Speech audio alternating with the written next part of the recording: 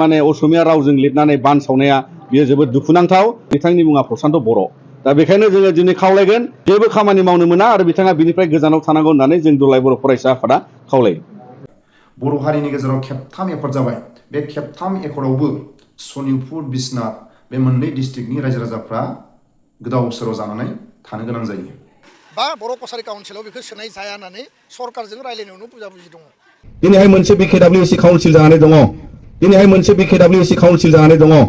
इउबिपिअखौ दुसिबाय थादों इउबिपिअआ बै समनि दुलाराय बर' फरायसालिनि आफादगिरि मानगोनां दिपेन बर' सारजोंबो खनले रायलायदों दिल्ली सरकारा गुवाहाटी सरकारा हरदोंना हराखैबा बे साफा सानै दैदेनगिरिफ्रा गुवाहाटीयाव माबोरै फ्लेट बायनो हाखो दामि गारि बोरै बायनो हाखो बेफोरखौ रोखा खालामनाया 2020 में बोडो शांति समझौता हुए थे सिग्नेटरि आफादा जाहैबाय दुलाराय बर' फरायसा आफाद बिथांमोना एबसुजों सावरायाखै बिथांमोना एनजिअनि बारग' दैदेनगिरिफोरजों सावरायाखै आग्रां बारस' सोरनिबा माने थुनज्लायनायाव सोरनिबा इनिसियेटिभआव सनितपुर बिश्वनाथनि गामिखौ बर' कसारि काउन्सिलाव नटिफाइ खालामनो थाखाय भेरिफाइ खालामनायासो बे दुखुनांथाव आरो जोंनि বহু জিলা বসবাস কৰা বড়োসকলে বড়ো ভাষা ক'বও নাজানে আৰু লিখিবও নাজানে বহু জিলা বসবাস কৰা বড়োসকলে বড়ো ভাষা ক'বও নাজানে আৰু লিখিবও নাজানে बर' हारिनि गेजेराव खेबथाम एकर्ड जाबाय बे खेबथाम एकर्डआवबो सनितपुर बिश्वनाथ डिस्ट्रिक्टनि रायजो राजाफ्रा गोदाव सोराव ओरैबो जाया जानानै थानो गोनां जायो सनितपुर बिश्वनाथ डिस्ट्रिक्टनि रायजो राजाफ्रा दिनैसिम गोदाव सोराव जानानै थानो गोनां जानाया बर' दैदेनगिरिफोरनि थाखाय बिटिआर एकर्डजों लाबोफानाय कसारि अट'नमास काउन्सिल बे कसारि अट'नमास काउन्सिलखौ बाजाग्रा बिटिसिनि बाहेरायाव जायफोर BKWCनि बिबानाव थानाय जायफोर कसारि अट'नमास काउन्सिलखौ बाजाग्रा दैदेनगिरिफ्रानो बै बिबानाव थानायखौबो जों नुदों जोंनि खोनानो मोननाय मथे रायजो राजाफोरनिफ्राय खोनानो मोननाय मथे साफा सानै दैदेनगिरिफोरनिफ्राय खोनानो मोननाय मथे जेबो इनकाम गैयाबा अबे दरमाजों गुवाहाटी बायदियाव साफा सानै फ्लेट बायनानै थानो हानाय थाखा मोनखो दामि गारि बायनानै सालायनो हानाय बहानिफ्राय फैसा मोनखो कसारि अट'नमास काउन्सिलनि थ्रुयैनो बै बिटिसिनि बाहेरायाव खामानि मावनो थाखा फैसा दिल्ली सरकारा गुवाहाटी सरकारा हरदोंना हराखैबा बे साफा सानै दैदेनगिरिफ्रा गुवाहाटीयाव माबोरै फ्लेट बायनो हाखो दामि गारि बोरै बायनो हाखो बेफोरखौ रोखा खालामनाया रायजो राजाफोरनि दायथ' बोडो असम ट्राइबेल संघ আৰু জনজাতি সংগঠনসমূহৰ সমন্বয়ৰক্ষী সমিতি অসমৰ তৰফৰ পৰা আমি সমগ্ৰ অসমৰ জনজাতি ৰাইজক নিজৰ পৰিচয়টো শেডুল ট্ৰাইব হিচাপে দাঙি ধৰিবলৈ আমি আহ্বান জনাইছোঁ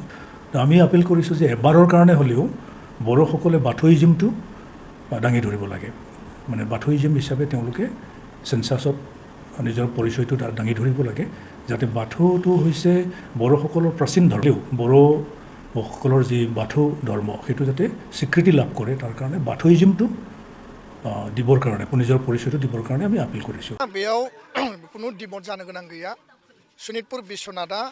जि गामि सुनाय 60टा गामि हाबबाय आरो 200-300 गामि हाबबावनांगौ जेलासिम गामिया सोसन जाया बाउन्डारि कमिसननि गेजेरजों नटिफाइ जाया रायजोपालनि गेजेरजों केबिनेट डिसिसननि गेजेरजों अब्लासिम सनितपुर बिश्वनाथा बर' कसारि काउन्सिलाव बियो सोसन जानाय नङा माने जिफोर गामिया आद्रा थागोन बे बिटिसिआव बिटिआरआव गासै गामिया हाबनायनि उनावसो बर' कसारि काउन्सिलाव बियो माने थांनायनि लामाया गेवगोन किन्तु आपातत जेब्लासिम गामि सोसननाया बिटिआरआव कमप्लिट जाया सनितपुर आरो बिश्वनाथखौ माने बर' कसारि काउन्सिलनिफ्राय एक्सक्लुड खालामनाय जाखादों बा बर' कसारि काउन्सिलाव बेखौ सोनाय जाया होननानै सरकारजों रायलायनायावनो बुजाबुजि दङ दा बेखौ माने आग्रां बारस'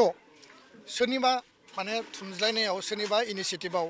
सनितपुर बिश्वनाथनि गामिखौ बर' कसारि काउन्सिलाव नटिफाइ खालामनो थाखाय भेरिफाइ खालामनायासो बे दुखुनांथाव आरो जोंनि रायजो राजा इन्टेलेक्सुवेलनि गेजेराव बेखौ लानानै कनफ्लिक्ट जि मोनसे थासारि फैदों बेयाव खुनु भुल बुजाबुजि जानो गोनां गैया एबसु आरो बर' कसारि काउन्सिलनि गेजेराव बा इउबिपिअनि गेजेराव एबसुनि गेजेराव मिसआन्डारस्टेन्डिं जानो गोनां गैया बेखौ इउबिपिअआबो बुजिनांगोन खारन बिथांमोना जि स्पिरिटजों खामानि मावदों दुलाराय बर' फरायसा आफादा बे एखे स्पिरिटजों बर' कसारि काउन्सिलखौ पुर्णांग मर्यादा जानांगौ होनना बुंदों इलेक्सन जानांगौ होनना बुंदों आथिखालाव 36टा समस्तिनि 31टा समस्तिया इलेक्सन पार्टि लानाय अबस्थायाव दङ बेजोंनो इलेक्सन पार्टि नङा होमबा बिनि गेजेरावनो जोंहा राभा हासंनि माने गवालपारा साउथ कामरुपनि मोनसे जेंना थाबाय सनितपुर बिश्वनाथनि जेंना थाबाय बे लासै प्रक्रिया मथे जागोन किन्तु दा एनक्रस खालामनानै कनफ्लिक्ट जालायनायखौ जों लुबैया आरो बे बेलायाव स्पष्टबादि रायलायनानै क्लियार जालायबानो जायो आरो सरकारखौबो बेबायदि एना एनि जालायनाय खामानिखौ दावमावथों आं सरकारखौ खावलायबाय गोजोन्थों दा मैया आरो दाख्लैनिफ्राय जोबोद अखा हादों दिनैबो हादों साहा सानजा आसामाव जेरै सराइदेव शिबसागर जरहाट आरो गलाघाटआव दैबाना जादों गोबां दुर्जुगजों गोबां मानसि थैबाय थांना थानायनि जे मोनसे आसा बे मिजिंखौनो बिथांमोना खोमानाय बायदि जाना दङ बिनि थाखाय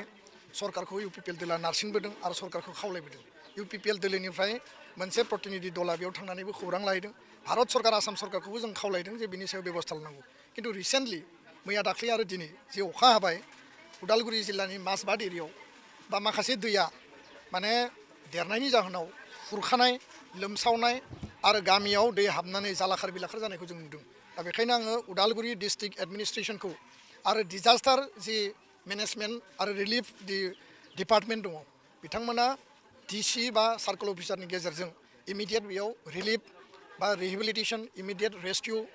बा जिखिनि बेयाव नांगौ बेबस्था खालामनांगौ दङ जाहाथे रावनिबो सुबुंनि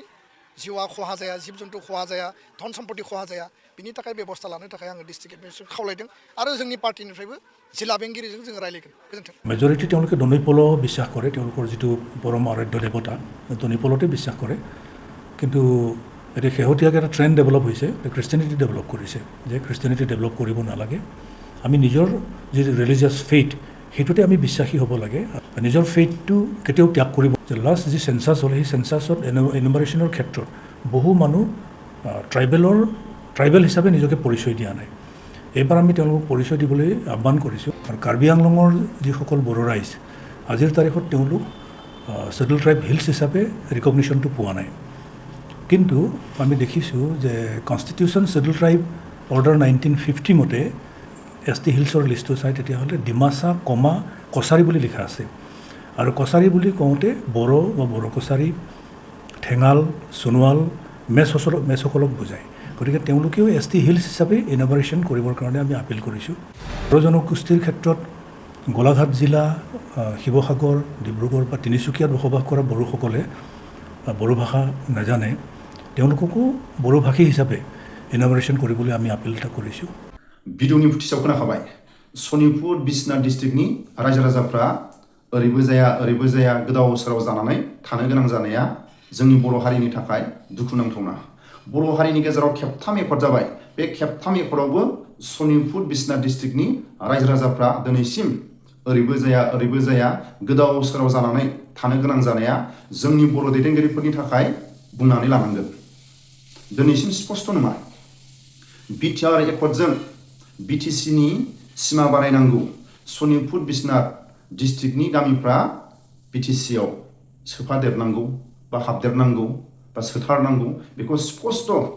खालामनानै होनो हायाखै बर' दैदेनगिरिफ्रा बिनि थाखायनो दिनैसिम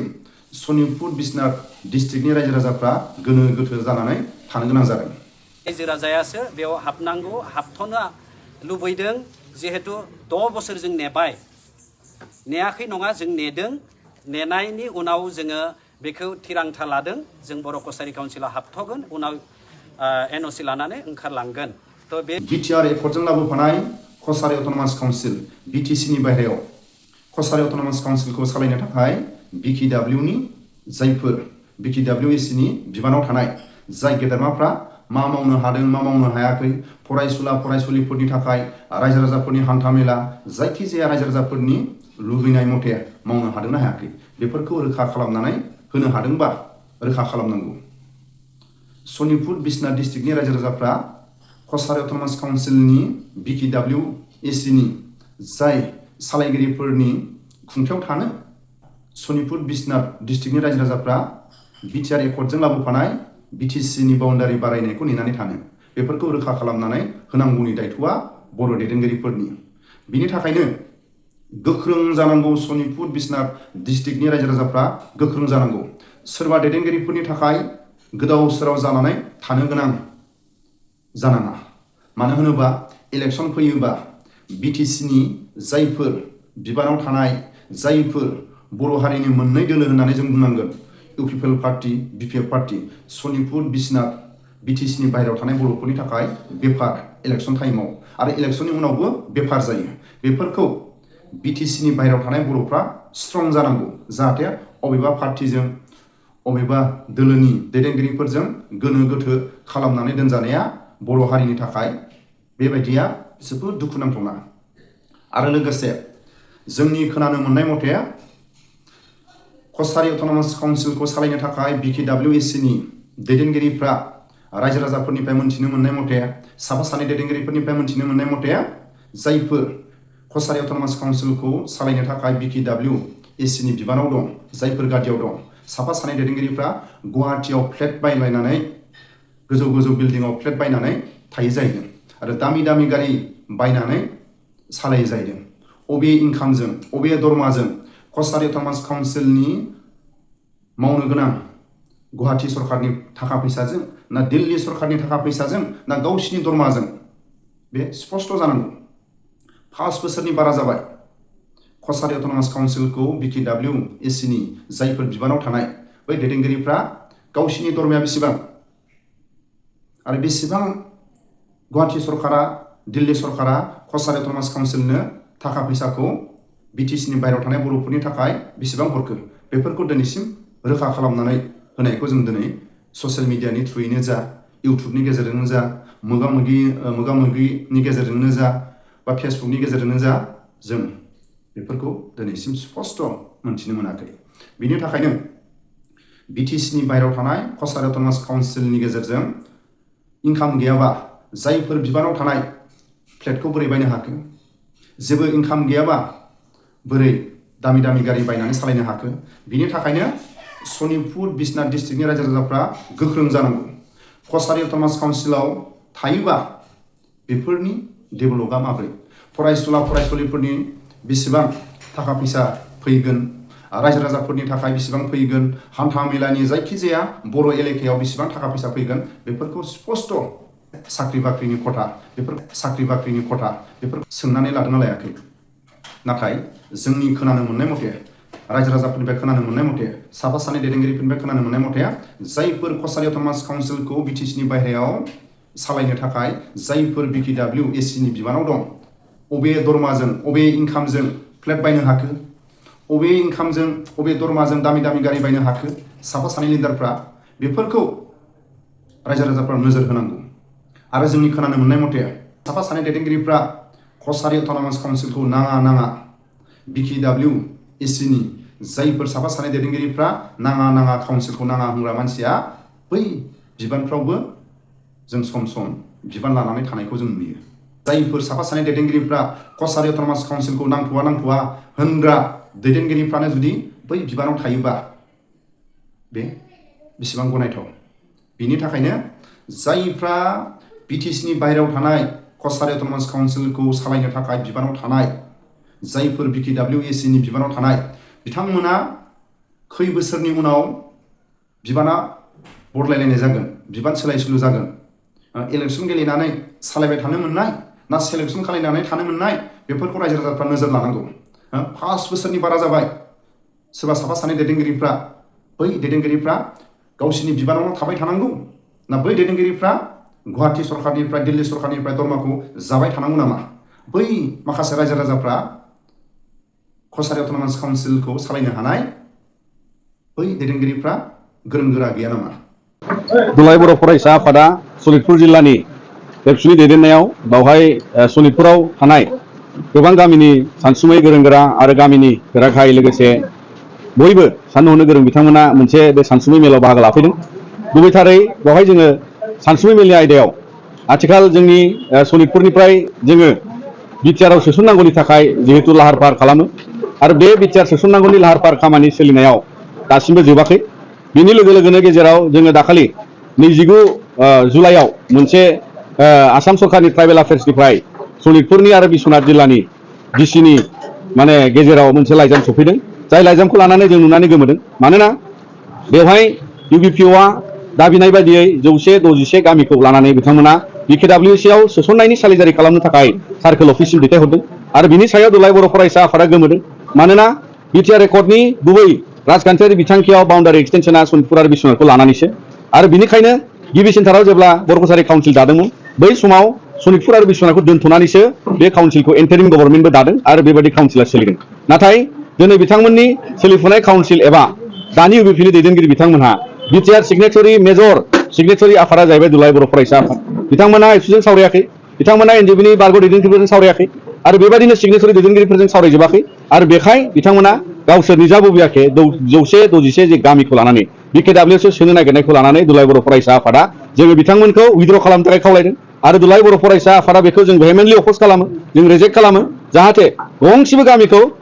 सनितपुर आरो बिश्वनाथनिफ्राय BKWSआव सोसननायनि थाखाय राहा लानो नाङा मानोना पलिटिकेल स्पिरिटआ पलिटिकेल अबजेक्टिभआ जे BKWSआव सोआलासिनो बे BKWSआव लाबोआलासिनो बेखौ बिटिआरआव लाबोनानै जोंनि 6 शिड्युल काउन्सिल बाउन्डारि एक्सटेनसनाव बियो दासिमबो हाबनांगौनि थाखाय डिमान्डआव दङ आरो दुलाराय बर' फरायसा आफादा बिनि लिस्टिं बिनि मेप गासैखौबो जोङो आसाम सरकारजों सावरायनानै रोखा खालामनायनि थाखायनो दिनै बेखौ दासिमबो समाधानाव मोनैयाव जोङो नेगासिनो आरो बियो जि प्रसेसआव दं बिदिनो बेखौ दोनथ'नांगौ आरो जोङो सोसननायखौ लानानै दुलाराय बर' फरायसा आफादा आसाम सरकारजों जेखिजाया समाव जेखिजाया थासारियाव जोङो सावरायनायनि समाधानखौ जोङो मोनगोन होननानै आसा दङ आरो बेखायनो जोङो खावलायबाय जाहाथे बे ओनसोलखौ लानानै BKWSआव सोसननायनि रावबो बेहाय राजखान्थि खालामा आरो बे राजखान्थिजों दिनै बर'नि खौसेथिखौ बोखावनायनिसो राजनिति जादों होननानै जों सानो आरो बेखायनो बर'नि राजखान्थियाव गावस्रानाय मनोभाबजों राजखान्थि गेलेनो नाजानो नाङा मानोना दिनै बर' हारिया जोङो बड'फा उपेन्द्रनाथ ब्रह्मनि बोसोनजों फैनानै बर' हारिया खौसे जायोबा देरहागोन गावस्रायोबा जेनगोन दा बेनि थाखायनो दिनै जोङो दुलाराय बर' फरायसा आफादनिफ्राय रोखा रावजों फोरमायगोन जाहाथे बेयाव थानाय मोनसेबो गामिखौ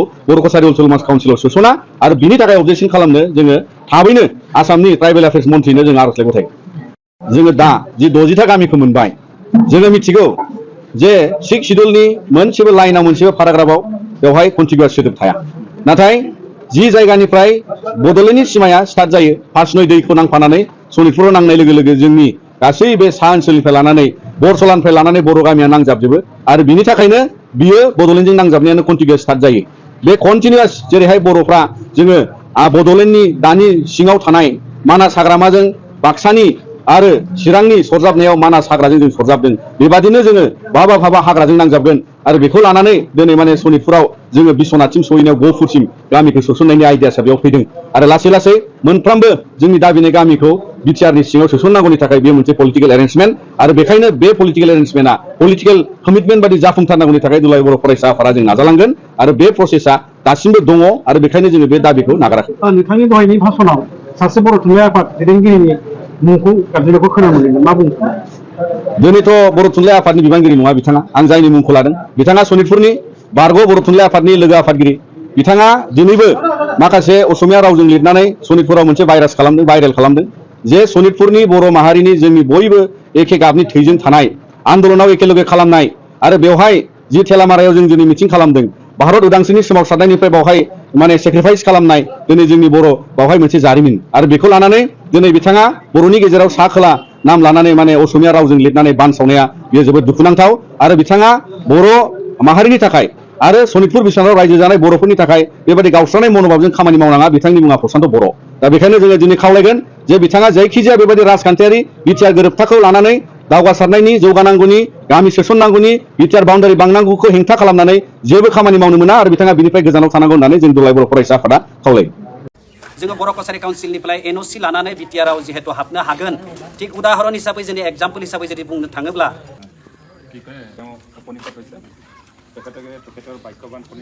खुलुमबाय सनितपुर जिल्ला खौसेथि बर' सुबुं आफादनि जानानै जोङो दायो मोननैसो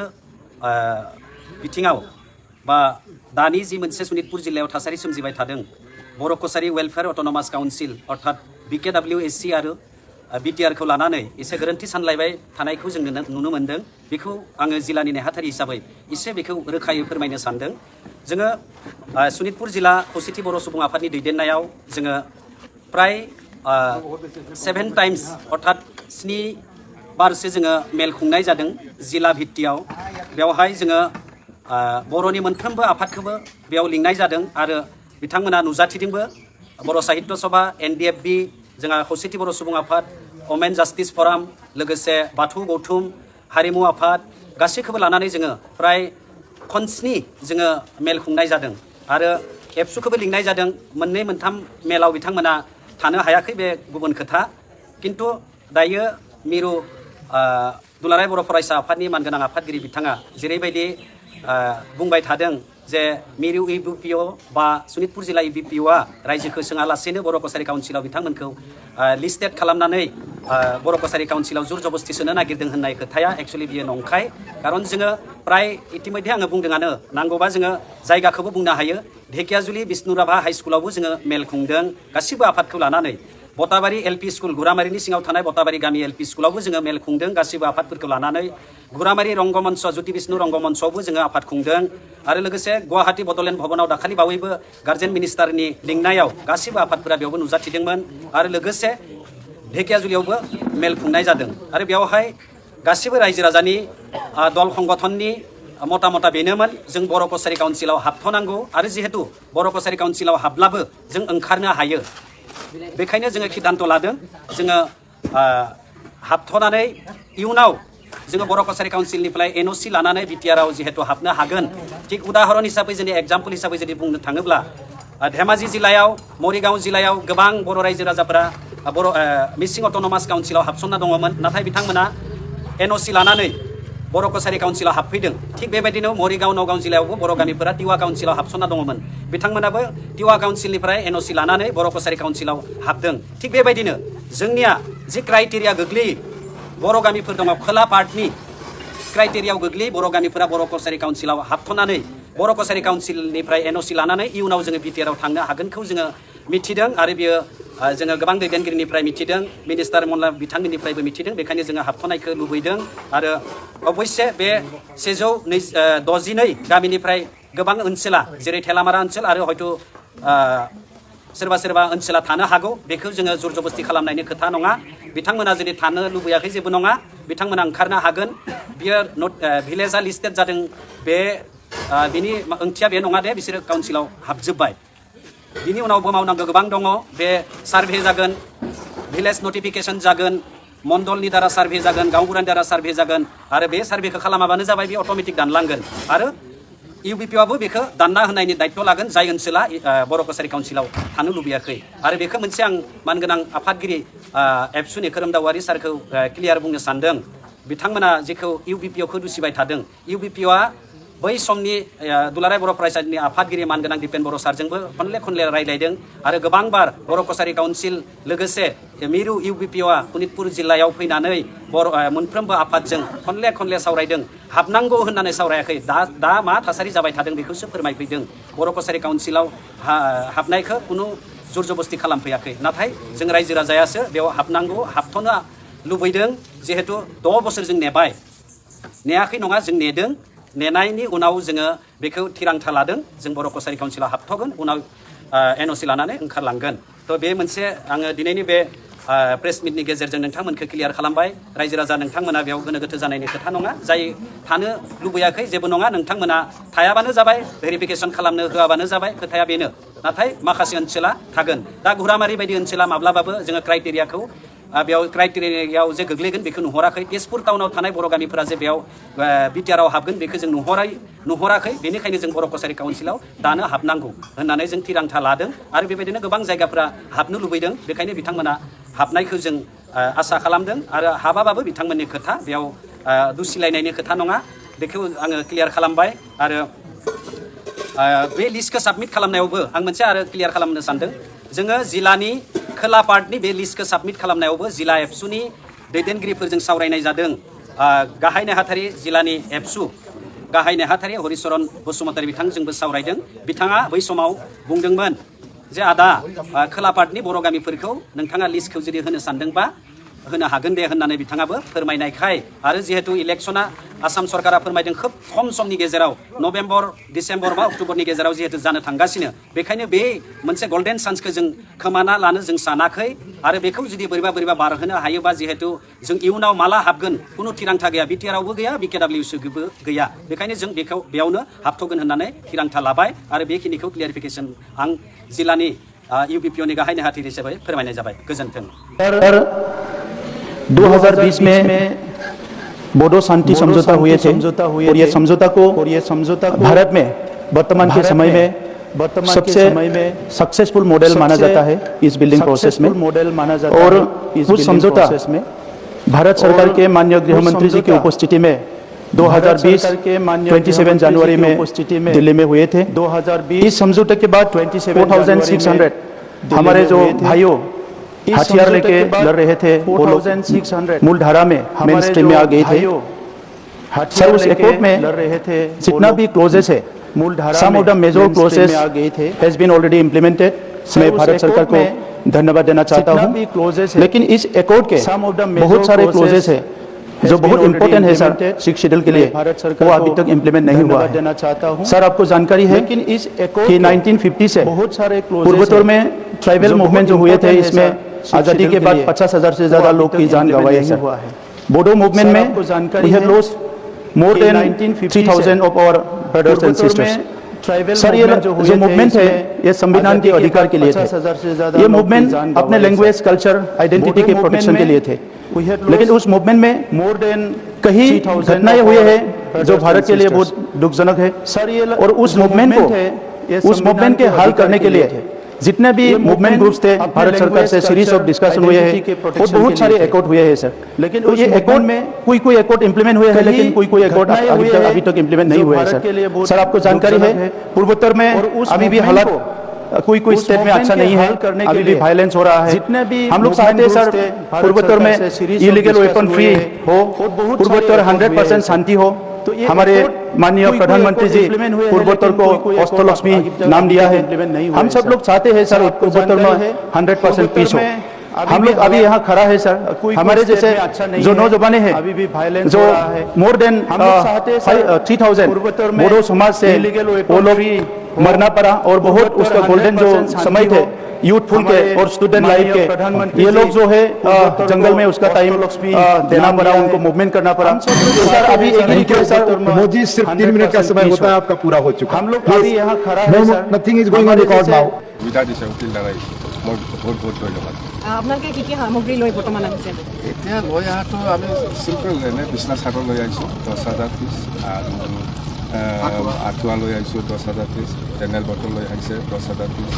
আৰু ব্লিচিং পাউডাৰ পেকেট লৈ আহিছোঁ। বহুত লাগিব মই দিম, আৰু আমাৰ টিম আকৌ BTCৰ পৰা কাউন্সিল টিম আহিব। সেই সময়ত আৰু বহুত বস্তু আহিব। এইটো যথেষ্ট নহয়। এতিয়া 1 মাহ 2 মাহ পিছত ইহঁতক যে ভালকৈ ছেটেলমেণ্টৰ কাৰণে কিবা এটা ব্যৱস্থা কৰিব লাগে, এইটো মই অখিল দাদাৰ লগত আলোচনা কৰি পেলাই মই যি পাৰে এইটো মই কৰিম। যিহেতু আপুনি ইতিমধ্যে অৱগত হৈছে যে এই বানটো কিহৰ কাৰণে, মহাপ্ৰলয়টো কিহৰ কাৰণে হৈছে বুলি আপুনি ভাবিছে, যিহেতু বহুত কথা ওলাইছে। আপোনালোকে নাগালেণ্ডত কিবা কিবি হৈ আছে। হয় হয়, আমাৰ লগত অৰূপ কুমাৰ দে আছে, আমি তেখেতৰ পৰা কিছু কথা জানিব বিচাৰিম। বিধায়ক আপোনাক প্ৰথমে মই এখেতৰ পৰিচয় এটা দিব বিচাৰিছোঁ। ইয়াৰে গৰিহাগৰ এজন শিশুক আচলতে তেখেতে 2খন ভৰি অলপ অচলা অৱস্থাত আছিলে, তেখেতে পাটনাত নি আচলতে ট্ৰিটমেণ্ট কৰি তেখেতক সহধৰ্মিনীয়ে আহি ইয়াতে সকলোখিনি কৰিছিলে। দাদা ইয়াতে আহি এতিয়া আপুনি মহাপ্ৰলয়নকাৰী সময়ত আহিলে কি ক'ব? মই এই প্ৰেৰণা আগ্ৰামা মহিলা ছাৰৰ পৰা শিকিছোঁ, কাৰণ মই আগতে পলিটিক্সত নাছিলোঁ। তেতিয়া আমাৰ ছাৰ BTC চিফ হৈ আছিল, তেতিয়া তেখেতৰ লগত অংগ দিছিলোঁ। ছাৰৰ যিবিলাক কামৰ এক্টিভিটি ষ্টাইল এইবিলাক দি শিকিছিলোঁ। তাৰপিছত যেতিয়া EM হৈছিলোঁ BTC, তেতিয়া শুনা পাইছিলোঁ যে শিৱসাগৰত এনেকুৱা সৰু ল'ৰা মানে চুচৰাই যাব লগা হয়। তো সেই সময়ত মই মোৰ ৱাইফক পঠাইছিলোঁ, আজি হয়তো ল'ৰা নিশ্চয় চোচ কৰি আছে। আজি বানগ্ৰস্ত ব্যক্তিসকলৰ ওচৰত আহিছোঁ ছাৰৰ লগত, বহুত সামগ্ৰী ছাৰে লৈ আহিছে, আৰু মই ভাবিছোঁ যে ছাৰে চিন্তাধাৰা দি লৈছে। আৰু আমাৰ অপূৰ্ব ডাঙৰীয়া আছে বিধায়ক, বিপদৰ সময়ত কোনো যিদিনা থাকে তেতিয়া মানৱতাৰ কথা আহে, তেতিয়া আৰু কোনো পাৰ্টিৰ কথা নাহে, তেতিয়া সমাজৰ কথা ওলাই আহে। তো সেইকাৰণে মই অপূৰ্ব ডাঙৰীয়াক ধন্যবাদ দিছোঁ যে তেখেতে নিজা সমষ্টি দিয়ে নিজৰ 3 ৰাতি ৰাইজক সেৱা আগবঢ়াইছে, আমাৰ জীৱ আহিছে। আৰু আমি বিচাৰোঁ যে দুখৰ সময়ত আমি ৰাইজৰ সেৱকসকল সদায় গৈ উপস্থিত হওঁ। হয় হয়, অখিল দা এতিয়া যিহেতু বিৰোধী কথা নাহে, এতিয়া মুঠতে আমি এই বানখন বাচিব লাগে আৰু এটা স্থায়ী সমাধান লাগে, কি ক'ব? আজি কেনেকুৱা লাগিছে? মই আজি দিনটো মোৰ জীৱনৰ কাৰণেও এটা গুৰুত্বপূৰ্ণ দিন বুলি ভাবিছোঁ, কাৰণ BTCৰ চিফ আগ্ৰামা মহিলাই দাদা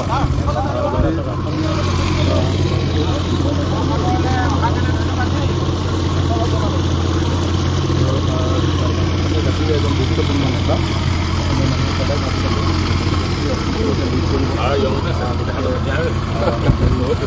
আমাৰ ইয়ালৈ অহাৰ কাৰণে ধন্যবাদ জনাইছোঁ। তেখেতে সুধা হাতেৰে অহা নাই, আগ্ৰামা মহিলানীয়ে তেখেতেও তাকো সুধা হাতেৰে যাব নাই, আজি সুধা হাতেৰে তেখেত মানে আমাৰ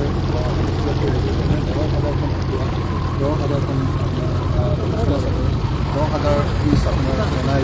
আৰু 10,000 পিচ